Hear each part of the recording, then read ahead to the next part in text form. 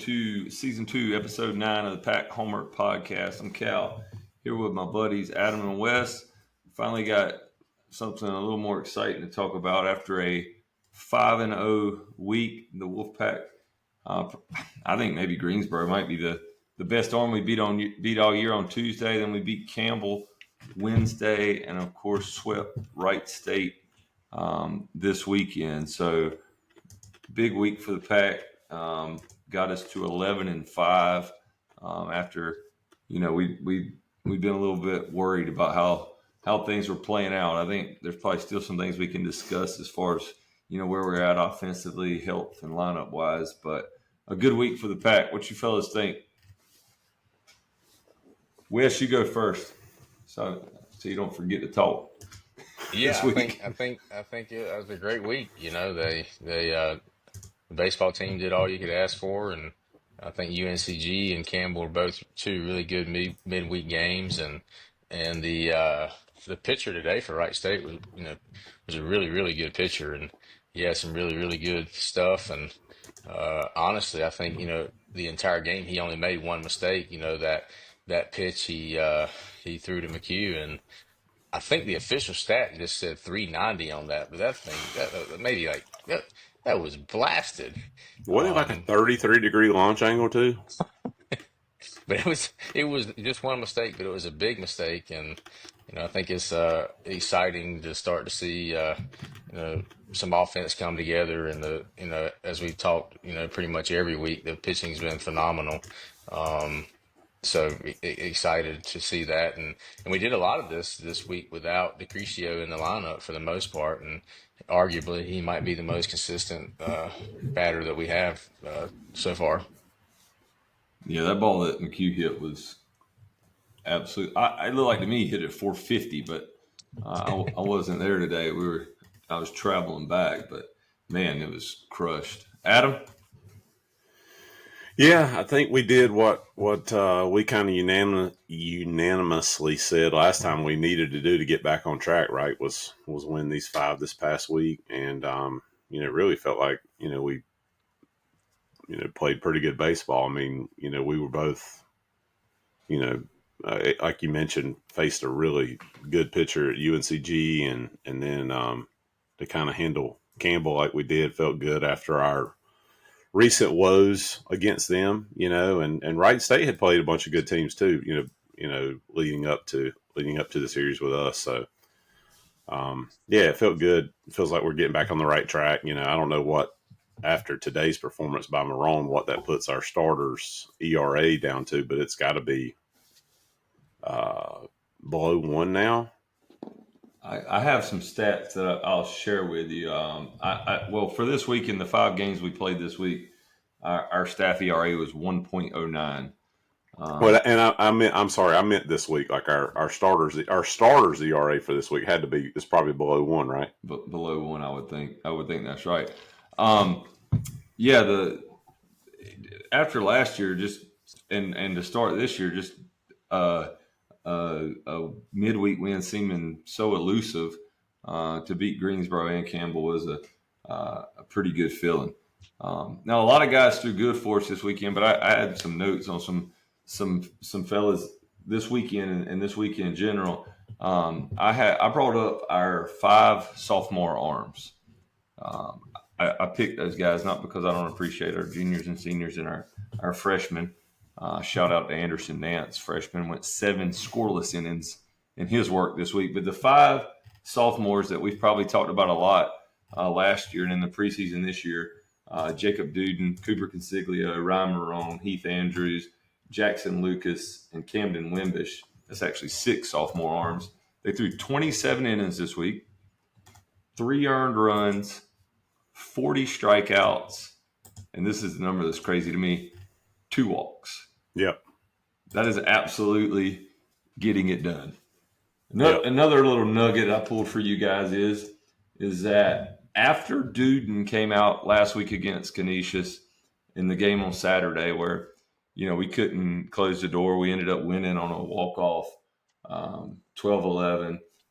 Andrew Schaffner came in the 9th inning of that game and threw a scoreless inning with 2 strikeouts. But since when Duden exited that game, the Wolfpack pitching staff went 27 and 1/3 innings up until the fourth inning of Friday's game without a walk. They went 27 and 1/3 innings without a walk, 38 walks, no strikeouts, which is just unbelievable. Wow.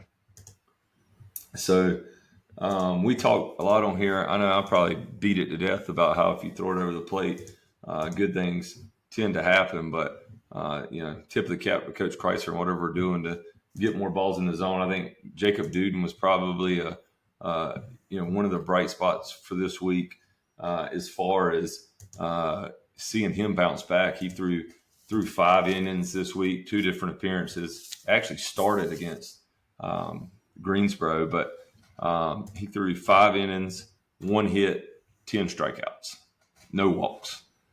So, we've even said on here, like, if you go up there against Jacob Duden, maybe you take till you get a strike because he's kind of struggled with his command. But this week, he quickly again looked like who D1 baseball named the best reliever in America. So, very good to see Jacob Duden back in 2024 for him.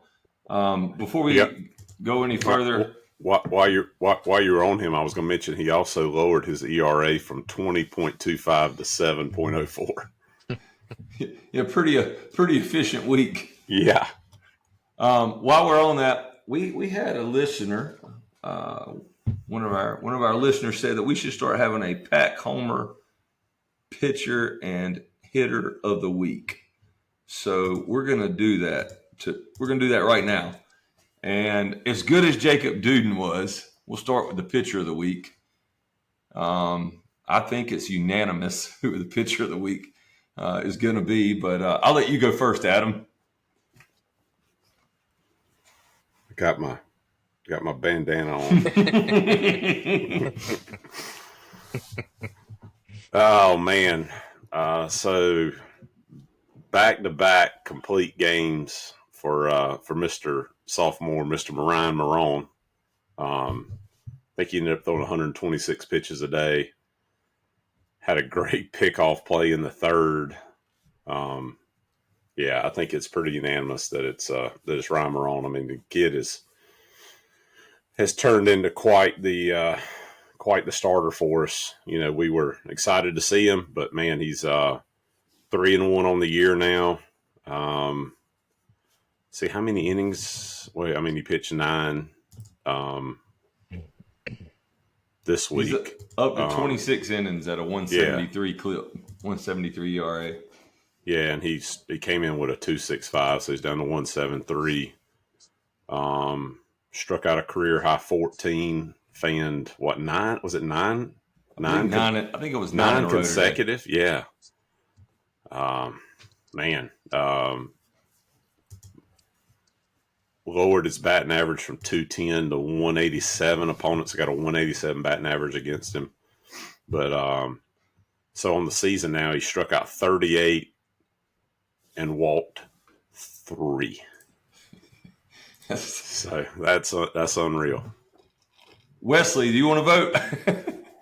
Yeah, I mean, I think obviously Marone, but I think the impressive thing to me about Marone is that, even after throwing 120 some pitches in a complete game, I mean, he looks like he hasn't labored at all, right? I mean, it's like there's no, it just looks easy to him. I mean, he might have went and ran 5 or 6 miles after around down Hillsborough. I don't know, but it looks like it's coming easy to him, and it's just a pleasure to watch a performance like that. And I actually, watched Norby at ECU on Friday night.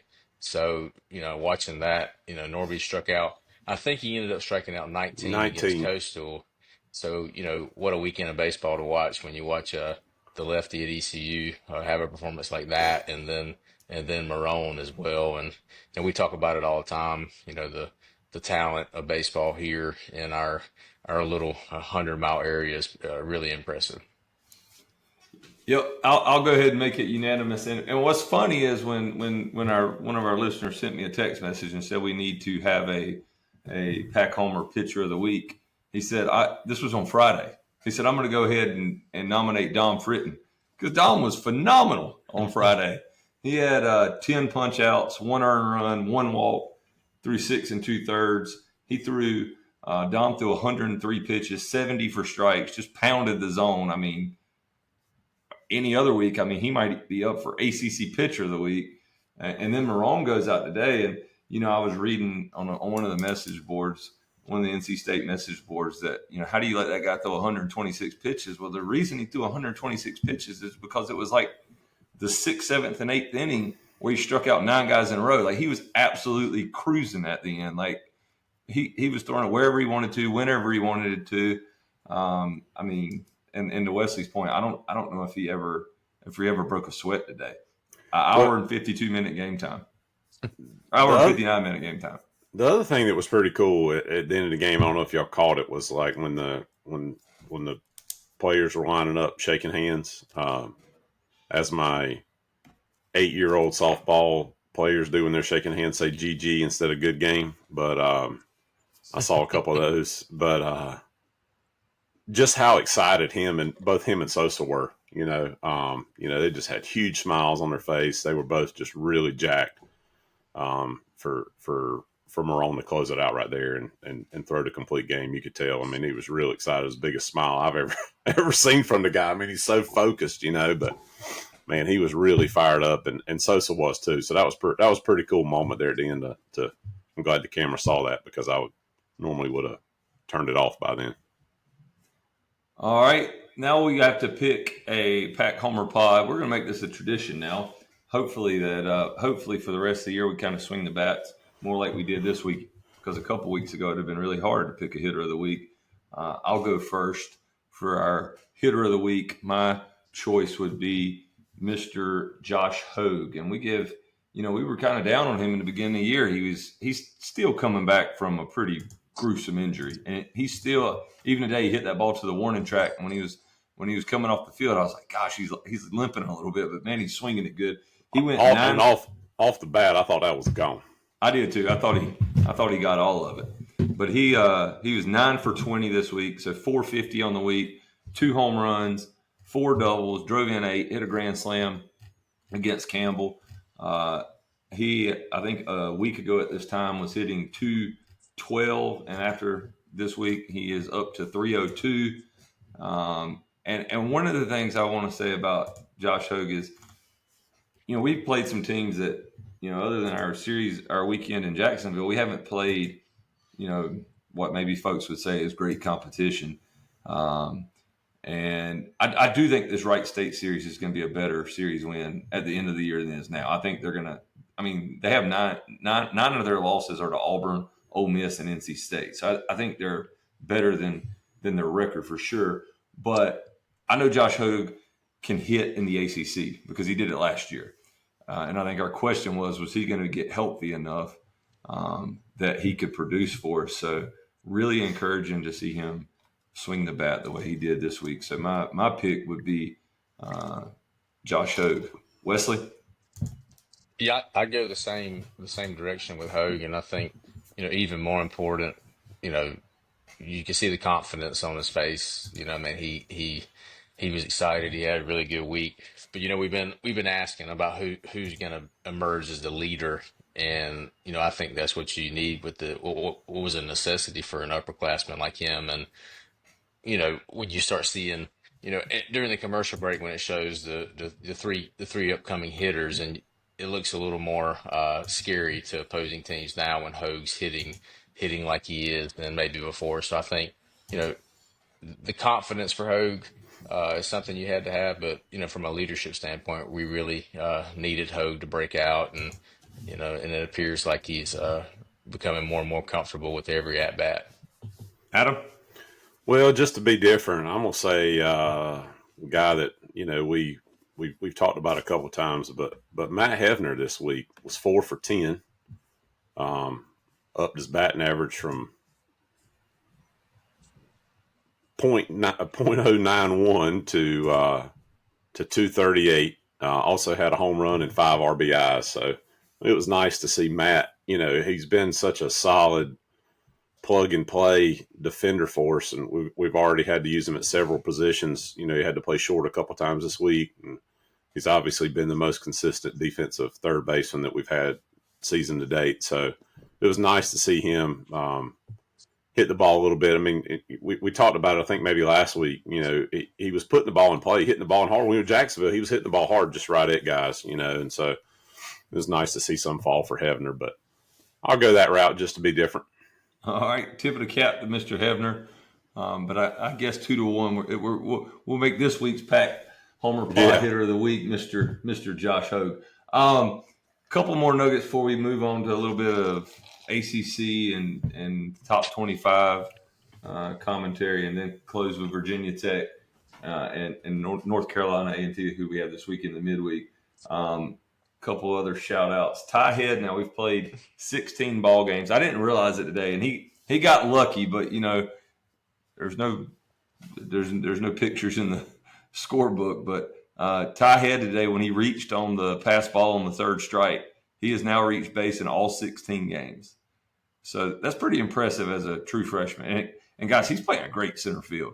Well, I was going to say before you started talking about him, I was going to say if we had a defender of the week, it would be Ty Head for sure. I mean, he had 2 top 10 type plays this weekend. So encouraging to see that. You know, I think the bat will continue to come around. You know, I think today even that at bat where he struck out, he fouled off like multiple pitches and then ended up reaching on a pass ball anyway. But I kind of beginning to kind of see glimpses of why he's so embedded into center field, because I mean, really, I don't think it's much of a debate that we kind of are a little bit shaky defensively in the corner outfield positions right now. But I mean, Head runs down balls in right and left and like takes away like routine fly balls from the right and left fielders almost routinely. Like he's over there. I think in the game might have been the game on Friday, he was laughing when he ran over to left field and just took away a routine fly ball to the left fielder. So glad to see him growing up right in front of us. Yeah, he's leading the team in walks. He's walked 18 times and has the second fewest strikeouts among starters. So 18 walks and 5 to only 5 strikeouts. Pretty impressive for a true freshman, no doubt. No doubt about it. And Sosa had a good week this week too. You know, I know he wants more than what his numbers are probably showing right now, but he's at 286, hit another home run. Really, when you look at us, we've only hit 18 home runs to our opponent's 17. You know, last year a team that hit a lot of home runs. We need every single home run he's going to hit for us. So, you know, he's up to 4 now. We feel like for us to get where we want to get in the ACC, he's going to probably, him and McHugh, I would say now, this juncture in the season are probably who we're counting on to be double-digit guys. So good to see him kind of get it going. He swung the bat pretty good this week too. He got rang up on a bad call today too, on a full count. Yeah, he's really, really patient up there too. I mean, you know, sometimes it's frustrating to watch him swing through them, but at the same time, he's so patient. He gets deep in counts, and you're always deep in counts. You're going to be a little bit more susceptible to the strikeout. So ACC play started this weekend. 10 teams played in ACC action. Wake Forest won their series over Notre Dame 3-0. So they're alone in first place right now. No one else won all 3. Georgia Tech won 2 out of 3 over this week's opponent, Virginia Tech. Stanford won 2 out of 3 over previously unbeaten UNC. Duke, after falling 14-1 in game 1 to Cal, came back and won the last 2 games of that series. Boston College won 2 out of 3 against preseason top 5 UVA. So that's a big series win for the Eagles. And then, excuse me. Yeah, so that leaves UNC at 1-2, Virginia Tech at 1-2, UVA at 1-2, Cal at 1-2, and Notre Dame at 0-3. And this week, I think almost everybody is in action this week. In the top 25, go ahead, Adam. No, you're fixing to cover it. Go ahead.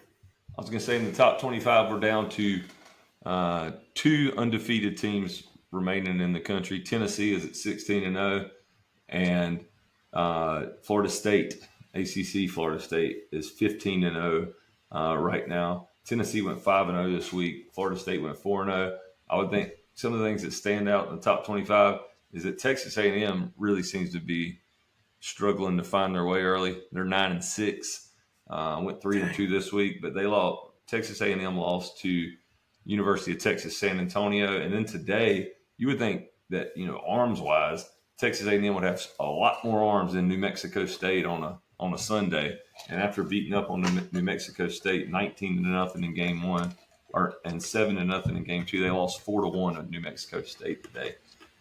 So probably going to be a little bit of shakeup in the top 25. Alabama lost their first game of the season today to Presbyterian. But one of the crazy stats, and he might have picked up some more before the game's over, but through 17 games, Justin LeBron, who we talked about and saw down in Jacksonville, he's got 43 RBIs in 17 games and 10 home runs. I tell you another crazy stat I heard today is talking about somebody who we've seen play. I saw the stat that there's been 650 batters in D1 baseball that have swung at 75 plus pitches, and there's only one that has yet to swing and miss, and that's Caden Bodine at Coastal. Wow. He swung at 75, more than 75 pitches. There's 650 batters that have swung at 75 pitches. He has yet to swing and miss. That's nuts. That is nuts. That's a pretty good stat. Yeah.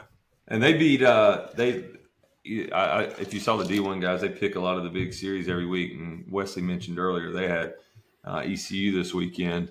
I'm not even going to mention what it was, but you should look up some of the ECU Coastal Carolina shenanigans this week. Those young ladies made their way to the press box today. They did. Look, check that out on X if you're visiting the Pack Homer podcast there on X. Check it. Do a little search for Coastal Carolina ECU, and you'll get a chuckle. But Coastal Carolina played a really good midweek game against UNC, lost 5-4, and then as Wesley mentioned earlier, after Norby struck out 19 on Friday night versus ECU. Coastal did come back and win games 2 and 3, 9-1 and 4-3. And I think ECU right now is, really kind of struggling to swing the bats a little bit themselves. And, as we saw with Coastal down in Jacksonville, they have some quality arms. So I think Coastal at 12-4 right now, that even though you don't want to lose, I don't think that's one that's going to hurt you at the end of the season, because I think, they're a really good ball club. So you're talking about hitting and RBIs and then the undefeated teams. Did you see the stat on Tennessee about how many grand slams they've hit through 15 games? I had not. They've hit 8 grand slams through 15 games. That's nuts. We've got 18 home runs? They've hit 8 grand slams. I think the NCAA needs to pay a visit to the Tennessee locker room this week for a piss test. Oh gosh, yeah, man, I'm telling you. Man, they got it going on. And I think they hit 3 in one game, but still, needless to say, they've hit 8. I would love to know what that roster cost. We were out in Omaha last year, and they had. Probably not more than the A&M roster. You're right. Yeah, they had a heck of a fundraising effort there in Omaha last year.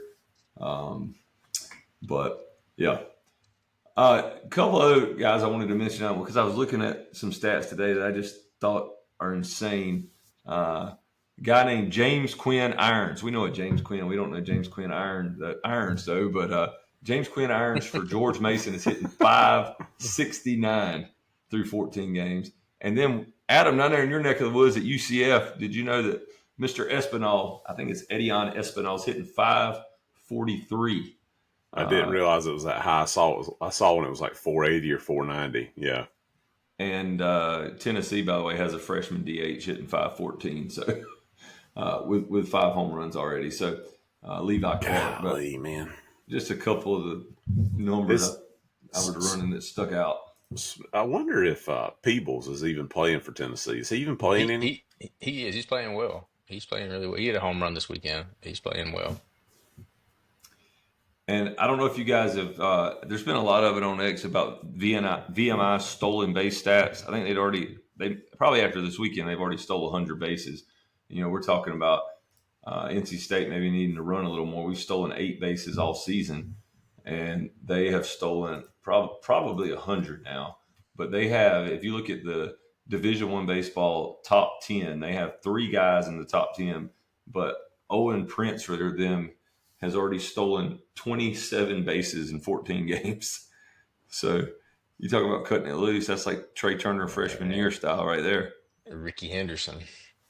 So, well, you talking about stolen bases, you know, I think it's worth pointing out too, you know, Lanphier this week, man, what he threw out. I think he's thrown out 4 of 6 now on the season. And Sosa threw somebody out too, I want to say this week. Yeah. The catchers look really, really strong. yeah, Lanphier threw out 3 the other day, and he almost threw out a 4th one on a ball in the dirt. Yeah, he's thrown out bang, 4. bang. He's thrown out 4 in 6 attempts, and I think Sosa has thrown out 3 maybe in 9. But yeah, I mean those throws from Lanphier were Jet Gilliam, hosed. Jet got hosed today. He was Oh yeah, he did. he was about 8 steps. Jet, come on, man! If you're gonna have the name Jet, we're gonna need to see a little better effort out of you, a better jump than that. And Sosa did throw one out today though, I think, right? Didn't Sosa throw the guy out? The guy that kind of I think it was a double play, right? They would strike out, throw out. The strike him out, throw him out. That's right. Yeah, Yep, sure was. You're right. Jet did hit a home run this weekend though. Jet had a pretty good week too. He's up to 267 now. He hit that home run with 91 mile an hour exit velocity. The flags were just blowing out. He was kind of grinning when he ran around the bases. I think, you know, he's like, and I think if you listen to the replay, it's like pop up to left field, and if it didn't clear the bullpen, it came close to clearing the bullpen, but Jet got on the board in the home run column this weekend. So happy for Jet, and I think he probably brings us a little bit defensively out in the outfield too. So I do think we're going to probably continue to see a little bit of shake up out there. Let's get to this week's games, and then let's just talk about the current state of the NC State roster. We have A&T on Tuesday. Weather should be pretty dang good here in North Carolina on Tuesday. It's going to be chilly tomorrow, but I think it warms up Tuesday. I think anyway. It might be Wednesday before the weather's nice. But A&T is 3-10. They have 12, but they played several ACC opponents. They have a 12-7 loss to Clemson, a 4-2 loss to Clemson, a 13-4 loss to UNC, but they led UNC 4-1 in the 5th in that ball game that they lost 13-4. And then they just got the doors blown off this past week by Duke, lost 13-1. I think, you know, A&T is struggling a little bit with their bullpen, but not going to talk a whole lot on it. I think A&T, we feel like we should win that midweek game. Is that a consensus? That's a consensus. All right, on to Virginia Tech. It's getting late. Virginia Tech is coming in this week. As I mentioned earlier, they lost 2 out of 3 to Georgia Tech. They lost 4-3 and lost 8-6, but won an 8-5 game over Georgia Tech. But the Hokies they got some arms. The guy we're going to see in game 1, who I assume we see against Dom on Friday night, is Brett Renfro. He has a 1.40 ERA. He is 95-97, sophomore right-handed pitcher. And guys, Virginia Tech is striking out a ton of guys. They've struck out 190 batters in 16 games. So they're 11-5 right now. Like I said, they lost their first series to ACC series at Georgia Tech, but they've struck out 190 guys already. So Renfro will probably go on Friday night. Jake Marciano, another good name on Saturday. He has got a 2.45 ERA, 25 strikeouts in 18 innings. He's a freshman lefty, 6'3" lefty. And then game 3 today, I saw they threw a kid named Grant Manning, who was a Division III graduate transfer, but he was at Virginia Tech last year. He has a 12.19 ERA, which this doesn't really add up to me. He's got a 12.19 ERA. He's thrown 10 innings, but in those 10 innings, he has 20 strikeouts, and he only has 5 walks on the year. So I guess he's made a few mistakes and got punished handsomely for them. Opponents are hitting 340 off of him, but when they don't put it in play, he seems to get a lot of his outs via the strikeout. 2/3 of them so far. So, what do you guys think about this weekend series? Also, Mr. Sam Tackett, guys. D1 baseball does a good job. We mention him a lot, but when I was doing a little research on Virginia Tech, Sam Tackett coming in this year hit 189 last year for Virginia Tech as a sophomore. I think he was at like 212 or something for his career. But D1 baseball picked him to be the breakout player at Virginia Tech this year. Sam Tackett is hitting 500 for the Hokies with 6 home runs in 16 games. So I'd say they hit the nail on the head with that one. I'm going to let you guys go first on predicting the series outcome. It feels like one at home that we really need to get a series win against the Hokies, who I don't think were picked to be a tournament team in the preseason. I'll start with you, Adam. I'm gonna say we win the series. I mean, I almost feel like the Sunday game, Marone. I'm gonna say I'm gonna take that one. And I'm gonna say we're gonna win at least one of the other two. I mean, I think, we still got some question marks at the plate, and our ability to score runs. And obviously we're going to see a lot different depth of pitching than we have in the other series. Obviously, we were exposed to some of that, certainly certainly down in Jacksonville. But, and we certainly had an inability to score runs down there. But I like to feel like, it's a long time baseball saying, hitting is contagious. I feel like, a lot of guys are hitting the ball, seeing the ball a lot better. So I'm optimistic that we're going to win the series. So I'll say 2 out of 3. Wesley? Yeah, I'll say the same as Adam, 2 out of 3. Obviously, I think we beat A&T this weekend too. I thought Luke had a really good weekend as well, at the plate. So I'd be interested to see. I mean, fingers crossed that we hope DeCricio's healthy. Hamstrings can linger. We hope that's not something that is gonna, linger all year. But in this cold weather, I'm hopefully the coaching staff was just taking every precaution, with DeCricio. But yeah, I thought Luke had a really good weekend. And again, our lineup is looking a little more scary to me now to opposing teams than maybe it was even last week. Yeah, I'm going to go along with you guys. I think we're going to win 2 out of 3 versus Virginia Tech, 3 out of 4 on the week. I like us at home. I like the 3 arms that we're going to run out there.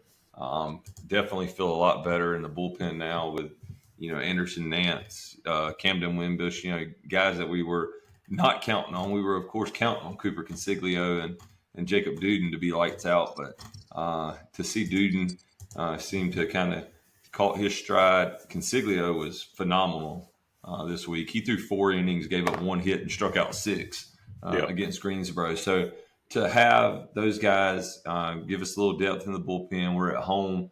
I think that 2 out of 3, and 2 out of 3 is good every week in the ACC. You want to win series, so I could see us getting tripped up in one of these 3 games.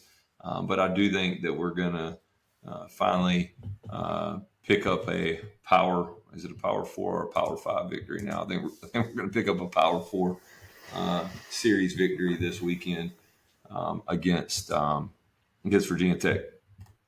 So what are we concerned about before we get out off of here.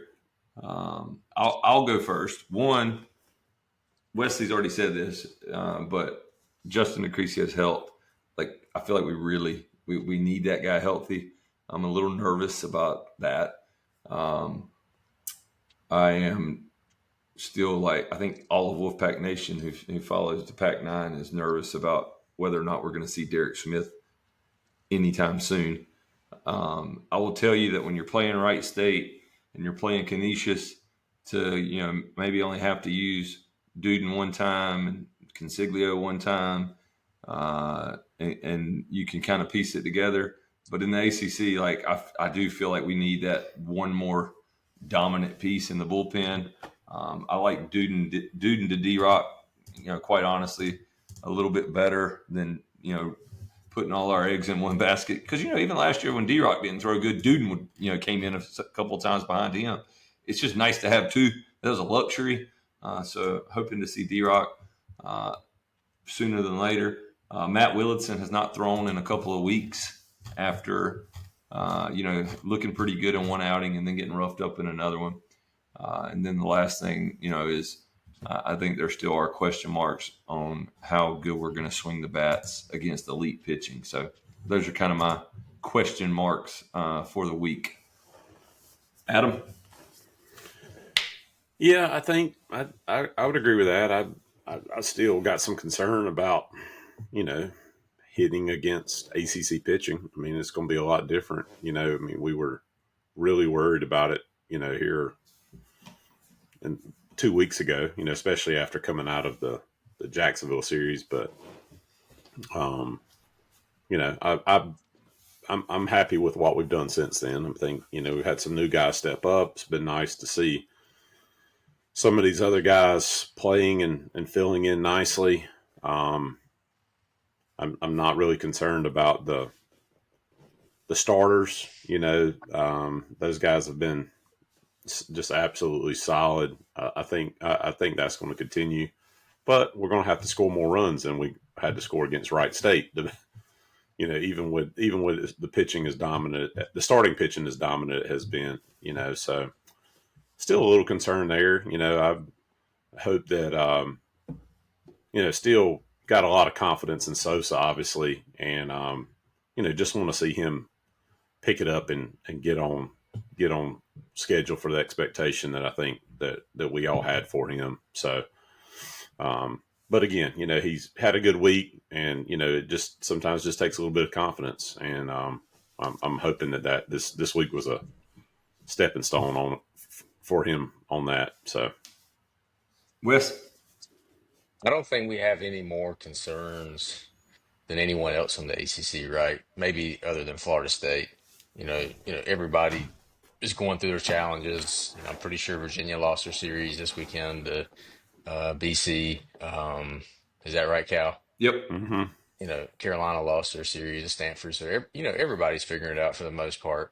I'd say more so than a concern is, we watch pretty much every game, and you can see that Frostman has all the tools. And, I predict this weekend he's going to break out. You just keep waiting for him to break out. And I think today, I don't think he had an at-bat today, so kind of let him sit today. But just waiting for Frostman to break out. And I think, again, looking at our lineup, when you get his bat hot, I think it's going to be something to deal with when Frostman gets hot. So I really think, and we really need Frostman to break out. And from a fielding standpoint, he's played a great right field when he's been in there, made some really good plays. So I think that not a concern per se that he's about Frostman, but I think that we our lineup maybe takes the next step forward once he gets going. Yep. And he's hit a lot of ball hauls hard. He's got 5 strikeouts and 57 at bats. It's not like he's just going up there and swinging through them. Even the balls he's hitting on the nose have not seemed to get through for him. He's hitting 211 right now, but I think that's a really good point, Wesley. He's a guy. He's another one of those guys. He looks the part of and one of those guys that can get hot for a few weeks and carry you maybe when other guys go through their slumps. All right. I can't believe we're only at 40 minutes, boys, but I think after this long week of travel I've had, I Is think. is nobody even gonna mention that Keats got fired? Like, what's like? Ah! It's not even gonna mention. Is it unmentionable? Well, one of the things I did think about when I was pulling the stats on our six sophomore pitchers is, God, man, Keats. I wish the guy absolute best of luck. I'll always thank him for that run we went on last year. But he was pretty negative toward Wolfpack Nation on his way out about our NIL funding. Obviously that's something that That's we're going to have part of to that's part of the person in charge, right? I mean, continue to pay attention to. now you're a sales guy now that you're a coach in this NIL era, and if people aren't willing to invest in your program, that makes it challenging. But I mean, to tie it into baseball, which of course this is the baseball podcast, but to tie it into baseball, I think a lot of positives are signaled. Kevin's a great guy. I like Kevin a lot. Honestly, probably one of the more friendly people you'll ever meet in terms of being a Power Four coach. But I think the positive signal here is, in the next 2 weeks, we're going to announce a new chancellor, and fingers crossed, our new chancellor is going to be very invested in the athletics. And I don't know what's going on behind the scenes, but to me, you know, this signals that there's a pretty big investment coming to NC State, hopefully, in all the sports, well, baseball, football, basketball. Um, but whatever the administration knows, to me, this shows there's going to be an investment in athletics going forward. That we're going to have a standard at NC State, and hopefully, we even see some of that commitment turn to baseball in terms of facilities, like we've talked about for 2 years on here. So, I hate that Coach Keats lost his job. I do hate that, but I am excited for what I think is signaling a commitment to athletics for the next era of NC State. I totally agree with that. I don't think you make that move if you're not willing to, if you're not looking to really make an investment in athletics. And I agree, it absolutely starts with the chancellor. I mean, that is, to me, that's going to be a critical move in this area. I mean, you even look at it. Look at this. These teams that have had success, and particularly, I mean, obviously it's driven by football, but you hear all these stats all the time about how much enrollment's up, based on a school success rate, right? And it's all tied to that. I mean, people follow sports, and so I totally wholeheartedly agree with you, Wes. I think that my signal there from that is that it's showing us taking that step, because otherwise I just don't think you make that move, especially after I mean, Keats got fired today, and tomorrow debuting on the ACC network is the documentary on the 2024 run. Why not us? So, or why not both? So Yeah, yeah, when Dave woke up this morning and was scrolling on Twitter, he said, "Oh shit." oh man, I tell you, that's I know I'm very surprised. I honestly, I did not think under any circumstance we would do it. I I agree. really did. When And when Calvin, I even told Cal yesterday. Yeah, Cal sent me that. I did something I never did. I text y'all back during church this morning. I don't never. But my phone was vibrating a little much beside me. So, I thought it but was a joke. When Cal sent the text, I thought it was a joke. I had to start doing my own investigation here, and I'm like, oh my goodness, I can't believe that just happened.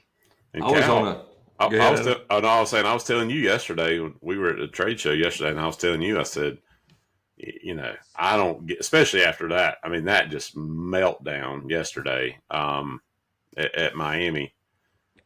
You watched it? No. Just followed it. Yeah, no, I hadn't watched this, and I don't even know who our starting. That is. Yeah, I mean, I don't even know who two of the stars are. So, but yeah, I don't know who two of the stars. Well, I know two of the stars. I don't know who three of the stars are, I guess. But I told Cal, I was like, yeah, I mean, the bad thing is you're gonna keep him, and then next year you're gonna fire him after you start 2-8, 1-9 in the conference or something like that. And then you're back, then you're set back another whole year. So I was surprised, but here we are. I was on a plane. Yeah, Go ahead, Wes. I was on a plane back. okay. Go ahead. Well, I just think with what happened with Pat Kelsey at Louisville this year, that Yep. administrations and universities are saying, wow, look how quickly that turnaround happened. And Louisville might have been one of the historically worst teams in the ACC the last 2 or 3 years. And I think last time I checked, they're top 14, 15 team in the country. So I think just when you can see that type of turnaround, to Adam's point, why do you got to bite the bullet? I mean, it is what it is.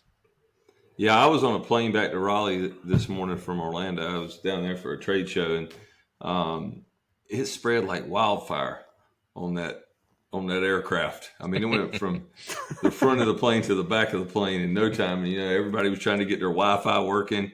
The guy behind me, when I said it, he said, "Bullshit." I said, "No, they did." And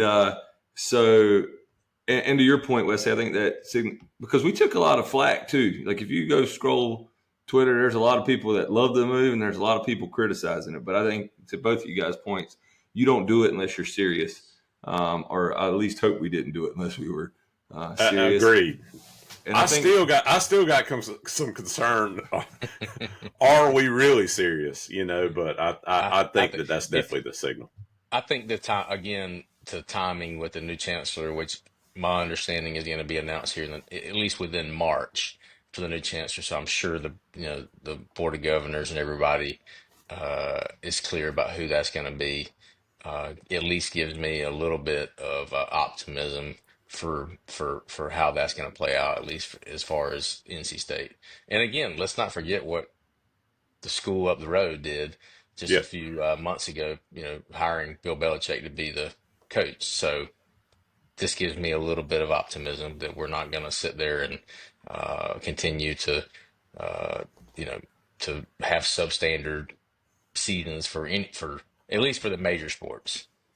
And the revenue sharing thing that's going to come up, and I imagine the chancellor is going to address that, the new chancellor, but that's a big deal. I don't know, a lot of our listeners might not pay close attention to that, but how much of the revenue sharing that goes back to the athletes, there's going to be a lot of Power Four schools that are 100% in on the revenue sharing, and how much we actually decide to devote toward that, and how much we can do from a fundraising perspective to allow the Wolfpack Club and One Pack to put that kind of deal together, because it's going to be a combination of the fundraising on both sides that would allow that. It's going to be something to kind of pay attention to, because if you're not, full revenue sharing, I don't know exactly what that number is. It's like around $22 million, I think. But if you're that's not, the number I heard, yeah.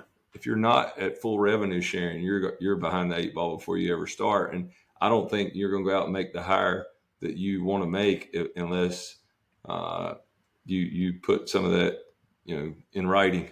I think that's why it took so long for the neighbors down the road to hire the Hall of Fame football coach, was that he wanted some guarantees on what their investment was going to be in football. So you got to think that whoever's going to step into PNC Arena next year is going to want the same type of assurances. So especially if it's somebody worth making a move, firing a guy who went to the Final Four and won the ACC tournament last year for you. Yep.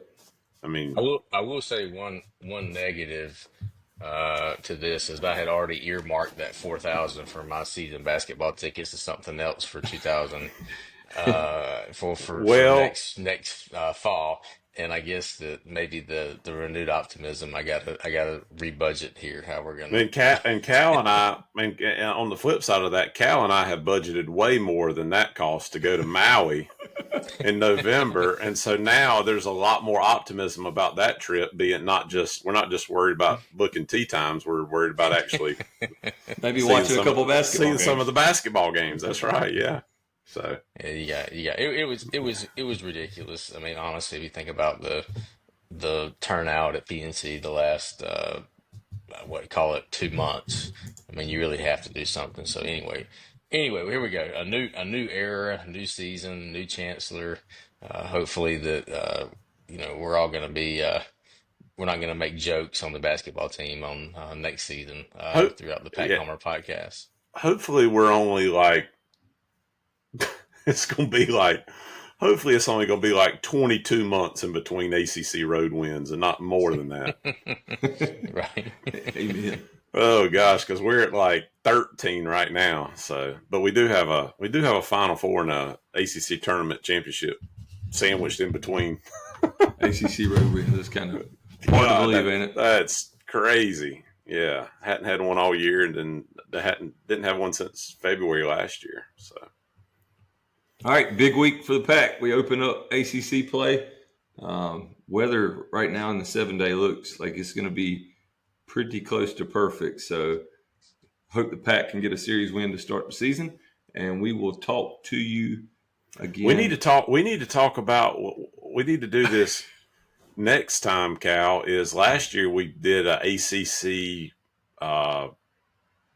conference prediction, Preview. like what we thought. Prediction. What we thought the ACC record was going to be. Remember? Because I think I was the only one that was over 500. Y'all were like 500 or something. Well, if we get a 3-game head start on it next week, we'll be pretty. Exactly. We'll have to. That might be a little more data this year. Yeah, we might actually do like some pre-pod research or something. So, all right, talk to y'all next week. Go Pack. Go Pack. Go Pack.